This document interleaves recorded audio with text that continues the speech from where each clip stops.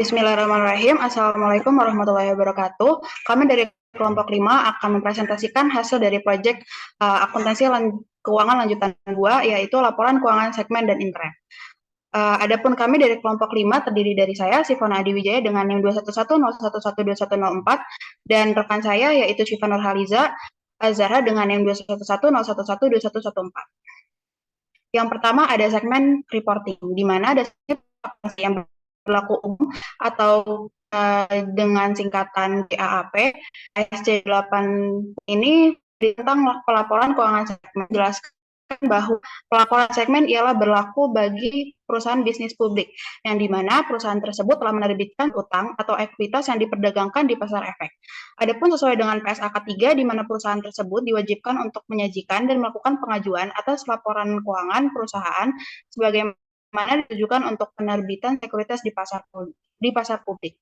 Lalu perusahaan pun wajib untuk melaporkan informasi segmen sebagaimana manajemen perusahaan dalam melakukan pengendalian perusahaan ke dalam unit-unit tertentu, di mana memiliki tujuan digunakannya informasi tersebut sebagai alat bantu dalam pengambilan keputusan internal hingga evaluasi kinerja perusahaan itu. Selanjutnya, adapun segmen operasi ini ialah komponen dari entitas yang dijelaskan berdasarkan PSAK 5, di mana isinya itu diantaranya harus memenuhi dari ketiga kriteria tersebut, di mana yang pertama ada berperan serta dalam aktivitas atau tindakan bisnis yang di dalamnya memperoleh pendapatan dan menimbulkan beban. Yang kedua, ada yang dihasilkan dari operasi tersebut ulang operasi atas hasil tersebut yang nantinya digunakan untuk pengambilan keputusan terkait pengalokasian sumber daya pada segmen tersebut dan menilai kinerja yang dihasilkan. Lalu yang ketiga, terdapat informasi keuangan yang bersifat discrete financial information, atau yang bisa disebut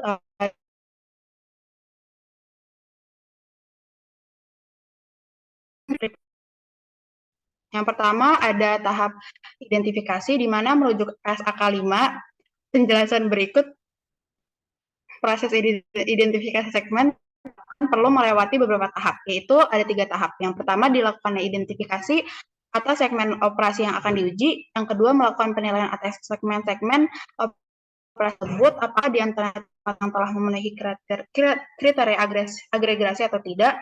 Lalu yang ketiga ada dilakukannya peninjauan atas segmen-segmen operasi yang telah diagregasikan tersebut dan dilihat apakah ada yang memenuhi atau melebihi nilai batas dari threshold test. Lalu jika ada yang memenuhi, maka segmen tersebut merupakan segmen terlaporkan. Tahap selanjutnya yaitu segmen operasi yang tidak memenuhi nilai batas dari threshold test ini perlu ditinjau kembali. Apakah segmen tersebut memenuhi kriteria agregasi atau tidak? Jika ya, dapat dipertimbangkan oleh manajemen lalu dijadikan termasuk dalam segmen terlaporkan. Segmen tersebut dapat dilaporkan dengan terpisah tujuan bahwa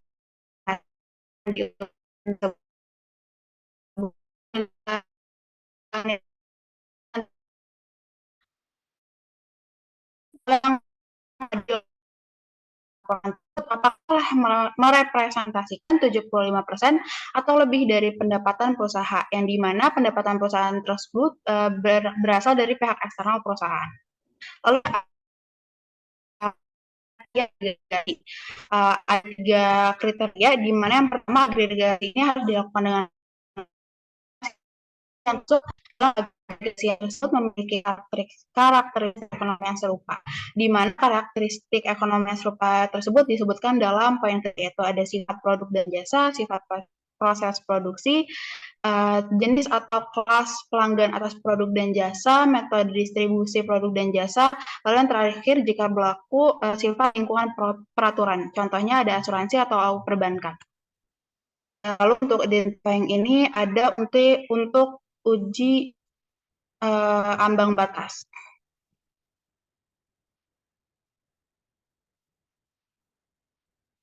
Yang pertama ada pendapatan. Uji pendapatan ini termasuk penjualan, yaitu 10% atau lebih dari jumlah seluruh pendapatan internal dan eksternal atas semua segmen operasi yang diagregasikan. Yang kedua, jumlah laba atau rugi, yaitu 10% atau lebih dari jumlah yang lebih besar antara jumlah mutlak dari gabungan laba yang berasal dari segmen operasi melapor kerugian di dalamnya dengan jumlah mutlak dari gabungan kerugian berasal dari segmen operasi yang melakukan kerugian di dalamnya. Lalu yang ketiga ada di aset, di mana uji ini 10% atau lebih dari segmen Selanjutnya ada reportable segment, itu di sini akan dijelaskan bagaimana ilustrasi dari ketiga uji tersebut, termasuk evaluasi segmen operasi terlaporkan dengan 75%. Di uji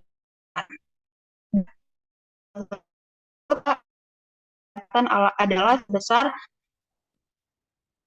yang tertera pada kabel yang didapat dari pendapatan total seluruh segmen operasi termasuk pendapatan antar segmen adalah sebesar 105 miliar.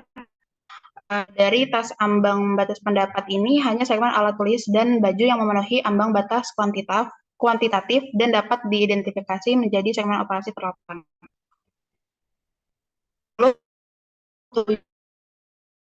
batas aset adalah sebesar yang dapat dilihat 16.250.000 yang didapat dari seluruh segmen operasi, yaitu sebesar 162,5 miliar. Dari uji aset ini segmen alat tulis, baju dan olahraga yang memenuhi ambang batas kuantitatif diidentifikasi menjadi segmen operasi terlaporkan. Lalu yang ketiga ada uji laba rugi. Dapat dilihat bahwa nilai ambang batasnya ini diambil dari laba yang operasi laba, di mana nilai absolut ini dari jumlah laba dari segmen operasi yang melaporkan laba lebih besar daripada nilai absolut dari jumlah rugi dari segmen operasi yang melaporkan rugi dan pula yang memenuhi ambang batas kuantitatif dan dapat diidentifikasi menjadi segmen operasi terlaporkan. Lalu setelah 3 uji tadi, kita perlu memastikan apakah ketiga segmen tersebut memenuhi 75% atau telah merepresentasikan pendapatan perusahaan dengan cukup. Dari itu kita perlu melakukan evaluasi segmen operasi terlaporkan ini dan dapat yaitu bahwa total pendapatan segmen operasi terlaporkan melebihi 75%, yang berarti tidak perlu ada penambahan segmen operasi terlaporkan. Selanjutnya ada segmen disclosures, di mana ada 4 poin informasi yang harus terdapat dalam pengungkapan laporan keuangan segmen. Yang pertama ada informasi umum mengenai bagaimana segmen operasi terlaporkan identifikasi. Yang kedua ada pengungkapan yang lebih detail mengenai laba atau rugi segmen operasi terlaporkan. Yang ketiga pengungkapan atas dasar pengukuran yang dipakai. Dan yang terakhir, yang keempat, yaitu rekonsiliasi antara jumlah yang dilaporkan segmen terlaporkan dengan jumlah yang dilaporkan dalam laporan keuangan. Selanjutnya akan dijelaskan oleh rekan saya. Oke, selanjutnya ada persyaratan rekonsiliasi. Selain kelengkapan informasi untuk setiap segmennya, perlu juga dipersiapkan untuk rekonsiliasi antara data segmen dan informasi konsolidasi diantaranya sebagai berikut. Yaitu yang pertama ada total pendapatan segmen dan pendapatan konsolidasi yang dilaporkan. Yang kedua itu ada total laba atau rugi segmen yang dilaporkan dan pendapatan konsolidasi sebelum pajak. Yang ketiga itu ada total aset segmen yang dilaporkan untuk aset konsolidasi. Dan yang terakhir itu ada jumlah total segmen yang dilaporkan untuk setiap item informasi penting lainnya diungkapkan dengan jumlah konsolidasi yang sesuai. Next.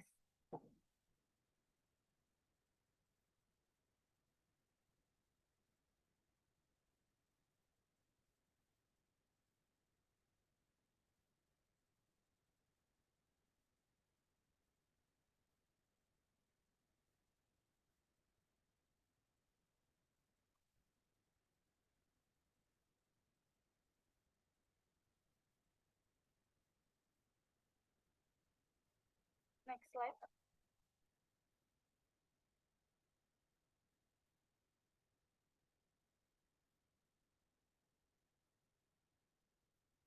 Oke. Selanjutnya ada pengungkapan keseluruhan. Perusahaan itu wajib memberikan informasi lengkap mengenai produk, layanan, wilayah operasi, dan pelanggan utama tanpa memperhatikan segmentasi operasi yang digunakan. Informasi tambahan ini diperlukan jika tidak tercakup dalam informasi segmen operasi yang dilaporkan. Yang pertama itu ada produk dan layanan. Perusahaan itu mengungkapkan pendapatan dari setiap produk atau layanan atau kelompok yang serupa, atau perusahaan juga bisa menyatakan ketidakpraktisan dalam memberikan informasi ini. Selanjutnya ada informasi geografis. Perusahaan ini mengungkapkan informasi geografis termasuk pendapatan dan aset tetap dari pelanggan domestik atau asing yang terkait dengan negara asal perusahaan, serta pendapatan yang berhubungan dengan semua negara asing secara total. Pendapatan dari satu negara diungkapkan secara terpisah jika dianggap material, umumnya jika mencapai 10%. Perusahaan juga mengungkapkan aset berumur panjang berdasarkan negara domisili dan asing, serta untuk negara-negara yang asetnya dianggap material. Next.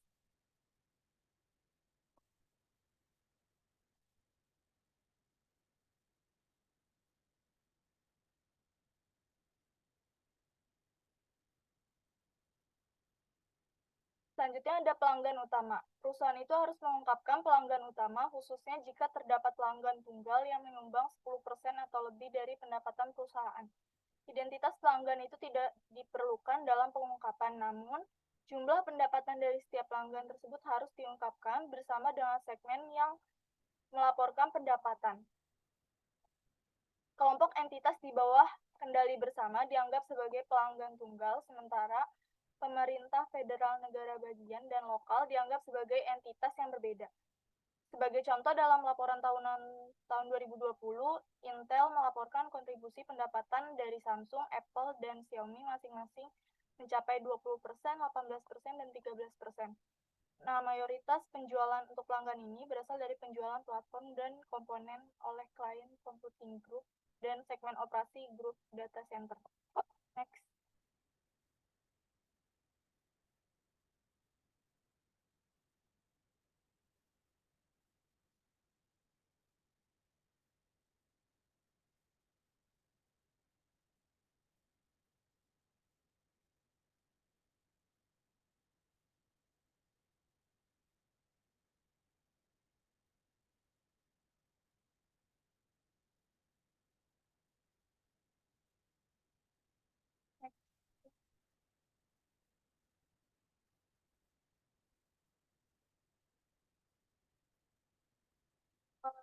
Selanjutnya ada laporan keuangan interim. Laporan keuangan interim ini memberikan informasi singkat mengenai kinerja perusahaan selama periode kurang dari 1 tahun. Nah, biasanya laporan ini tuh dikeluarkan setiap 3 bulan dan mencakup informasi kumulatif bulan ke bulan serta perbandingan dengan periode sebelumnya. Namun, laporan ini tidak lengkap dibandingkan laporan keuangan tahunan karena penggunaan estimasi daripada data yang terverifikasi serta tingkat pengungkapan yang lebih rendah berdasarkan GAAP. Nah, berdasarkan aspek penting dalam laporan keuangan interim lain, antara lain itu ada pengungkapan terkait biaya produk seperti metode laba kotor dan penggunaan metode LIFO dalam perhitungan persediaan. Selain itu, biaya lainnya juga ada seperti biaya iklan, beban tahunan, dan pajak penghasilan juga diungkapkan dalam laporan interim. Meskipun memberikan informasi tepat waktu, namun laporan interim ini cenderung kurang lengkap dan tidak diaudit. Nah, laporan ini harus didasarkan pada prinsip dan praktik akuntansi yang digunakan dalam laporan keuangan tahunan terbaru. Next slide. Nah, di sini ada segmen pengungkapan PT Cahaya operating segment. Di sini terdapat 3 segmen, ada beauty products, investment, dan brokerage. Nah, PT Cahaya ini mengungkapkan informasi-informasi mengenai net sales, operating earnings, terus total aset, ada juga depreciation, amortization, capital expenditure, research and development expense, net sales, dan long lived asset. Next slide.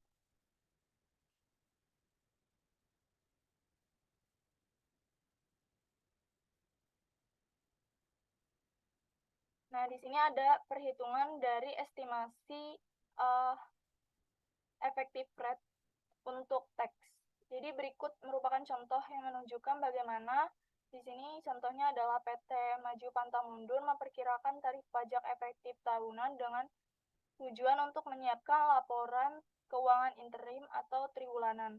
Nah, PT Maju Pantang Mundur ini mengasumsikan tax rate atau tarif pajak perusahaan untuk tahun ini itu sebagai berikut, di mana 0 sampai 60 juta itu tarif pajaknya 5%, 60 juta sampai 250 juta itu tarif pajaknya 3 juta dengan ditambah 15% sisanya.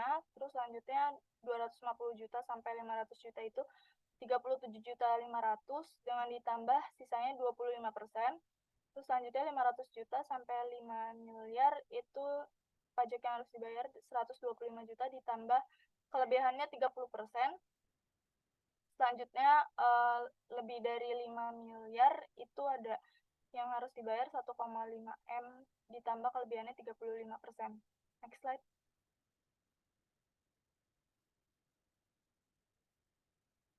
Nah, PT Maju Pantang Mundur itu mengestimasikan pendapatan triwulanannya sebagai berikut, di mana di kuartal pertama itu estimasi pendapatannya adalah 30 juta, yang berarti tarif pajak untuk kuartal pertama itu adalah 5%. Nah, pajak yang diestimasikan itu adalah 1,5 juta dari 30 juta dikali 5%. Terus kuartal kedua itu estimasi pendapatannya adalah 30 juta juga dengan tax rate-nya itu 5%. Jadi estimasi pajaknya itu adalah 30 juta dikali 5%. Karena di 2 kuartal itu masih pendapatannya masih hanya mencapai 60 juta, jadi masih 5% tarifnya. Terus di kuartal ketiga itu estimasi pendapatannya 190 juta. Di sini udah dikenakan pajak yang 15% karena pendapatannya udah di atas 60 juta. Selanjutnya estimasi pajaknya jadi 28.500.000 di kuartal ketiga. Selanjutnya kuartal terakhir itu 250 juta, di mana tax rate-nya 25% karena sudah di atas 250 juta. Jadi estimasi pajaknya 62.500.000. Totalnya itu estimasi pendapatannya 500 juta dan estimasi pajaknya 94 juta. Nah, perkiraan pendapatan triwulanan dan estimasi pajak penghasilan ini mengasumsikan bahwa PT Maju Pantang Mundur tidak mengalami perubahan akuntansi dan operasi yang dihentikan untuk tahun ini. Nah, oleh karena itu estimasi pajak efektif tahunannya itu adalah 18,8% yang didapat dari estimasi pajak dibagi dengan estimasi pendapatan. Jadi 94 juta dibagi 500 juta dapat 18,8%. Next slide.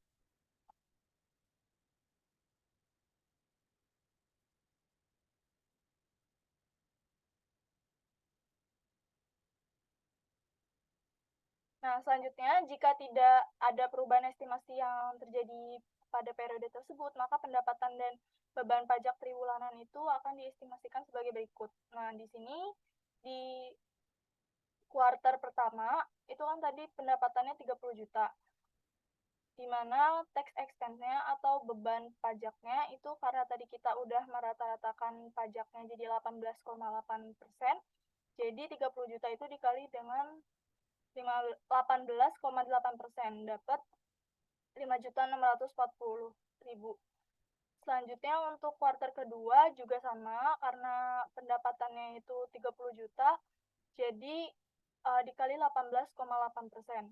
Terus untuk kuartal ketiga juga sama, jadi 190 juta itu dikaliin sama 18,8%, dan kuartal keempat 250 juta dikali 18,8%-nya.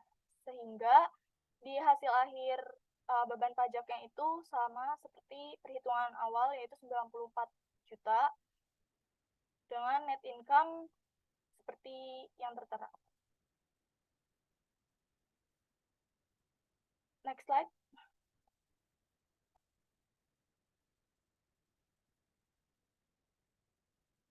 Untuk selanjutnya akan dijelaskan oleh teman saya. Selanjutnya ada multiple choice, di mana tahap pertama yaitu proses penentuan segmen operasi yang akan secara terpisah dilaporkan harus memenuhi paling tidak salah satu dari hasil pengujian threshold, kecuali jawabannya yaitu ada di A, yaitu uji pendapatan konsolidasi 75%, di mana uji pendapatan 75% ini dilakukan setelah melalui uji threshold, yaitu uji laba pendapatan dan as. Hal ini untuk melihat apakah perusahaan masih menentukan segmen tambahan untuk dilaporkan atau tidak. Lalu di tabel yang tertera pada saat ini ditujukan untuk nomor 2 dan nomor 3. Di nomor 2 ini berapakah nilai test value untuk aset perusahaan secara dunia? Ini bisa lihat bahwa C $290.000, di mana untuk menentukan nilai test value threshold ini harus menghipas 10% dari nilai keseluruhannya. Di tabel sebelumnya dapat yang memberikan nilai aset di setiap segmen dan diberikan juga total nilai seluruh aset. Maka perhitungannya nilai test value itu 10% dikali total seluruh aset, lalu nilai test value yang kedua itu 10% dikali $2.900.000, lalu dihasilkan 290.900.000, lalu dihasilkan dari perkalian tersebut $290.000. Habis itu ada di nomor 3, di mana segmen manakah saja yang lulus untuk tes aset. Jawabannya yaitu berarti di B, yaitu transportation, oil refining, sama insurance. Lalu selanjutnya ada 4, di mana pendekatan yang diterapkan manajemen perusahaan untuk segmentasi. Jawabannya itu yaitu yang di D, CODM, atau dapat kita sebut decision maker. Nah, pendekatan ini itu diterapkan untuk identifikasi atas suatu fungsi. Lalu di nomor 5 ini ada uji aset dalam level test. Ini dilakukan dengan perbandingan aset setiap segmen dengan operasi. Jawabannya itu ada di yang B, yaitu 10% aset dengan semua segmen operasi atau agregasi segmen operasi. Lalu di nomor 6, pelaporan keuangan segmen dan interim diatur dalam PSAK nomor berapa? Jika dipelajari, maka jawabannya itu di PSAK nomor 5 dan nomor 3. Lalu di nomor 7 ada manakah dari pilihan berikut yang mendeskripsikan laporan keuangan interim sesuai dengan definisinya, maka jawabannya itu di D, di mana laporan keuangan yang disajikan untuk suatu periode interim. Lalu di nomor 8, yaitu berdasarkan PSAK nomor 3, maka komponen yang berada dalam laporan keuangan interim adalah jawabannya yang yaitu laporan arus kas, karena berdasarkan PSAK nomor 3, nomor pilihan jawaban C dari seharusnya semuanya dengan laporan keuangan yang lebih ringkas. Lalu nomor 9 itu dua pendekatan yang memiliki atau dapat berpengaruh terhadap pengukuran item-item laporan keuangan interim adalah jawabannya ada di pilihan C, yaitu pendekatan periode terpisah dan pendekatan integral. Dan yang tes ini ada apa saja ujian termasuk dalam tes seperti yang sudah disebutkan sebelumnya ada 3, yaitu uji pendapatan, uji aset, dan uji laba rugi. Maka jawabannya sudah jelas bahwa ada di pilihan A. Selanjutnya akan dijelaskan oleh rekan.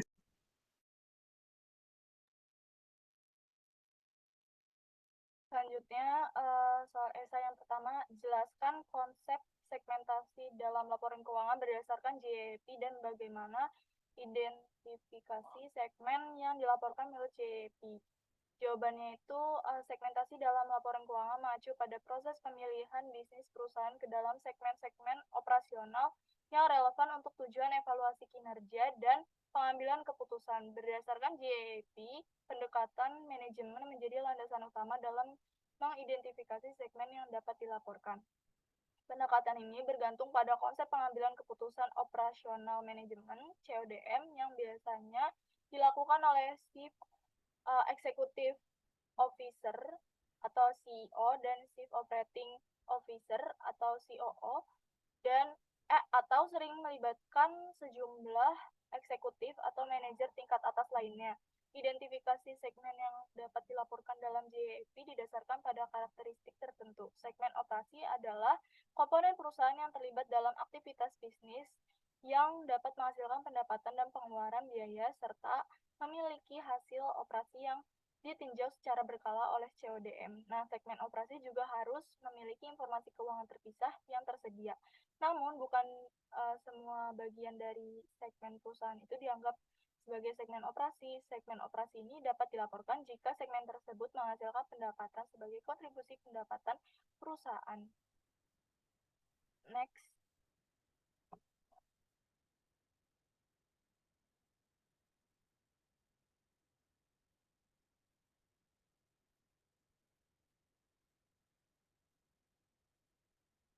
Selanjutnya, jelaskan secara rinci apa yang dimaksud dengan laporan keuangan interim dan mengapa laporan ini dianggap penting dalam praktik akuntansi perusahaan. Jadi, jawabannya, laporan keuangan interim itu adalah laporan keuangan yang menyajikan informasi keuangan suatu perusahaan selama kurang dari 1 tahun. Biasanya laporan ini dikeluarkan secara triwulanan atau 3 bulan dan mencakup informasi yang berfokus pada aktivitas operasional perusahaan dalam kurun waktu tersebut. Nah, laporan interim ini memberikan gambaran yang lebih aktual tentang kinerja perusahaan dalam periode pendek yang berguna bagi para pemangku kepentingan untuk mengevaluasi kinerja dan arah perusahaan di tengah-tengah tahun buku. Laporan keuangan interim ini penting karena memberikan informasi yang lebih tepat waktu. Meskipun tidak selengkap laporan tahunan, laporan interim ini dapat memberikan gambaran singkat tentang kondisi keuangan perusahaan, memungkinkan manajemen dan investor untuk mengidentifikasi tren, masalah potensial, dan membuat keputusan strategis dalam waktu yang lebih cepat. Next slide.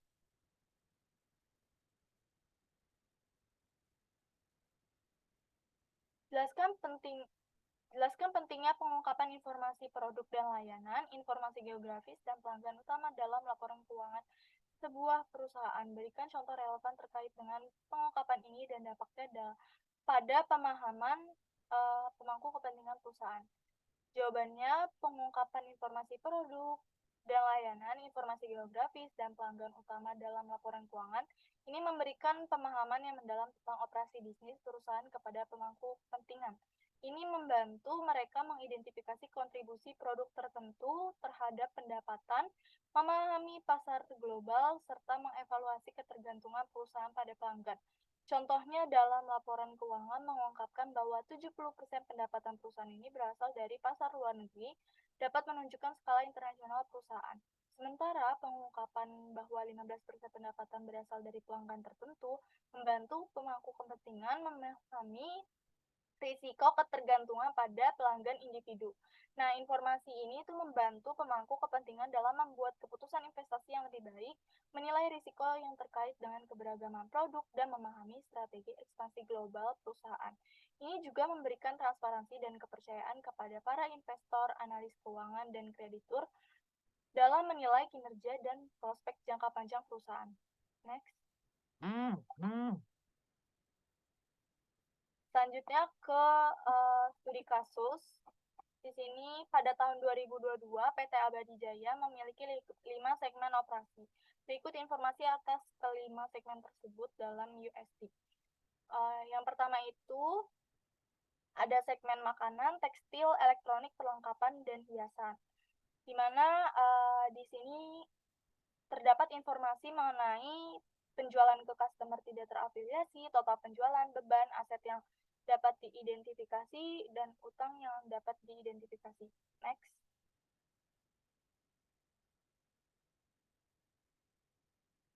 Selanjutnya, pertanyaannya itu yang pertama, segmen manakah yang memerlukan pengungkapan terpisah berdasarkan yang pertama tes pendapatan, kedua tes aset, yang ketiga uji laba operasi, terus yang kedua itu apakah perlu dilaporkan segmen tambahan yang dapat diidentifikasi.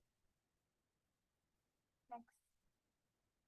Nah, jawabannya itu segmen manakah yang memerlukan pengungkapan terpisah? Yang pertama kita lakukan uji tes pendapatan terlebih dahulu, di mana di tes pendapatan ini yang kita pakai adalah total revenue. Jadi dari pendapatan yang tidak terafiliasi dan pendapatan yang terafiliasi itu nanti ditambahkan di tiap segmennya. Selanjutnya total revenue itu ditambahkan atas seluruh segmennya. Setelah dapat di sini terdapat total revenue-nya seluruh segmen yaitu 1.270.750.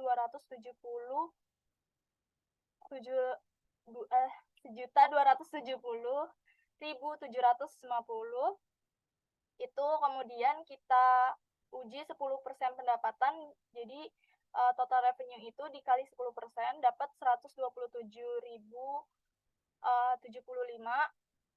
Nah, kita dapat bandingkan di setiap segmennya, di mana segmen makanan itu total revenue-nya 345.000, lebih besar dari total test value-nya, yaitu 127.075.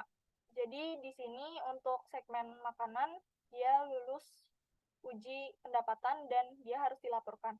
Nah, untuk segmen-segmen selanjutnya juga sama seperti itu, di mana didapatkan hasil bahwa untuk tekstil itu tidak dilaporkan karena lebih kecil, untuk elektronik itu dilaporkan karena lebih besar, untuk perlengkapan itu dilaporkan karena lebih besar, dan untuk hiasan tidak dilaporkan karena lebih kecil. Selanjutnya untuk tes aset itu kita lihat dari total operating asset setiap segmennya, di mana jika di total itu hasilnya adalah 2.104.750, di mana total value-nya itu kita menghitung dari 10% total aset, 2.104.750 ini dikali 10% dapat 210.475, di mana untuk segmen makanan itu dia lebih besar, jadi dilaporkan segmennya. Untuk tekstil itu lebih besar, jadi dilaporkan. Untuk elektronik lebih besar, dilaporkan. Untuk perlengkapan lebih kecil, tidak dilaporkan. Untuk hiasan itu lebih kecil, jadi tidak dilaporkan. Jadi ada dua segmen yang tidak dilaporkan di tes aset. Next. Untuk selanjutnya itu uji laba operasi. Jadi untuk uji laba operasi ini kita menghitung laba ruginya dulu dari tadi total revenue dikurangin sama beban. Nah, jika terdapat profit atau laba, maka kita kelompokin di kelompok yang operating profit. Terus jika segmen tersebut terdapat rugi, kita kelompokin di bagian yang rugi. Nah, untuk segmen makanan itu dia rugi, jadi kelompoknya rugi. Tekstil profit, elektronik rugi, perlengkapan rugi, hiasan profit, di mana total operating profitnya ini 28.750 dan operating loss-nya itu 161.000, di mana kita bisa membandingkan antara profit dan loss-nya itu lebih besar yang loss. Jadi kita memakai nilai dari yang loss. Kemudian kita kali 10% dapat 16.100, di mana kita bandingkan di tiap segmennya itu lebih besar atau tidak. Jadi untuk makanan itu lebih besar, maka dia harus dilaporkan segmennya. Terus selanjutnya untuk tekstil lebih besar, maka dilaporkan. Untuk elektronik lebih besar, dilaporkan. Untuk perlengkapan lebih besar, dilaporkan. Dan sementara itu untuk hiasan, karena dia nilainya lebih kecil, maka dia tidak dilaporkan. Next slide.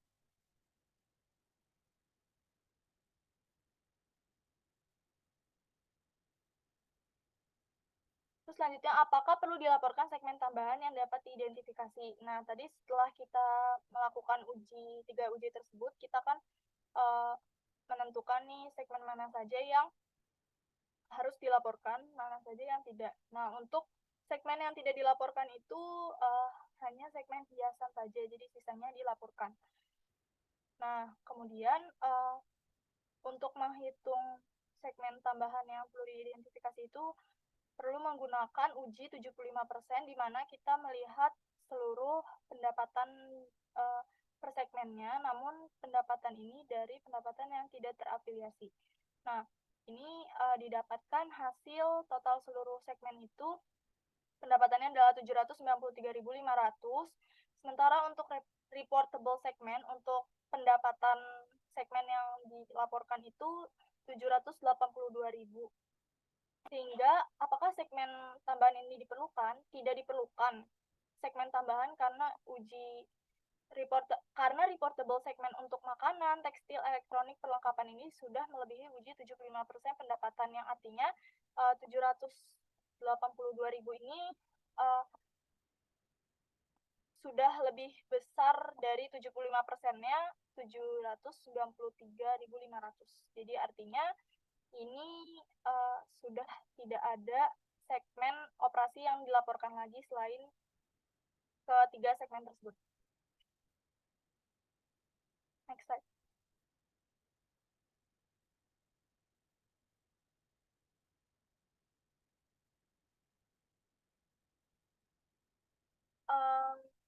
Cukup